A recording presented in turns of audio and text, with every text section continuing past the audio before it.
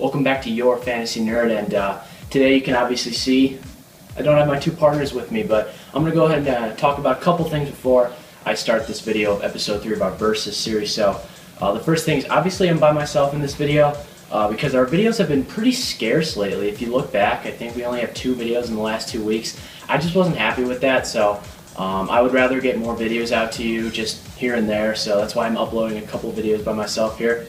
The second thing is the fact that we start school, we're all juniors in high school, we're going to be juniors in high school, so we're starting our school year in 2 weeks. So what we're going to do probably is when the season starts and when we're in school, we obviously can't film together anymore.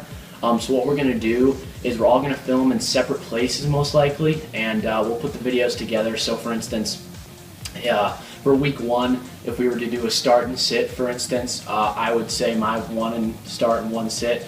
Charlie would probably say his 1 start and sit, and then Brett would say his 1 start and sit, put it together, and that would be our video. So, but also, if you guys don't like that idea, you can go ahead and comment if you want to change anything, but that's what we're probably going to have to do since we can't get together every weekend. And the last thing is that our wide receiver and tight end rankings are coming out soon, don't worry. So we'll get our July, August versions of those coming out in the near future. So expect those probably in at least 3 or 4 days. That would be probably when I would say they come out. But that's the things I wanted to talk about. Now let's get down to actual fantasy football. We're going to be doing episode 3 of our Versus series. These are 2 guys getting drafted, both in around the 4th and 5th round.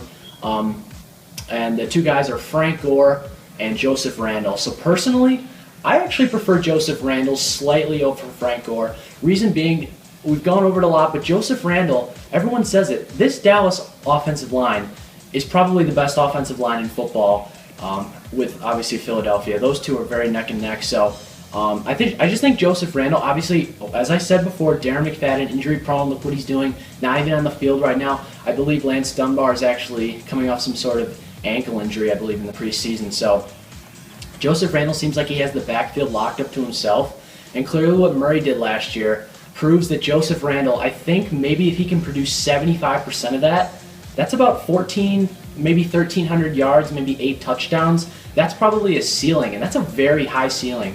Frank Gore, on the other hand, his ceiling I would say is a little smaller just because of age, okay? This offense he's in, Frank Gore, it's tremendous. It's probably maybe the 2nd best offense in football behind Green Bay now.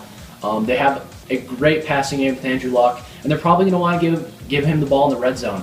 But I just think that if you're looking for a guy who's probably going to have a higher upside between the 2 of Randle and Gore, I say it's Randle. Gore is definitely going to be able to stay on the field. He's done it throughout his career, never been injured. But to me, I'm looking at Joseph Randle as a higher upside RB2, and that's why I like Joseph Randle in my 4th round as an RB2.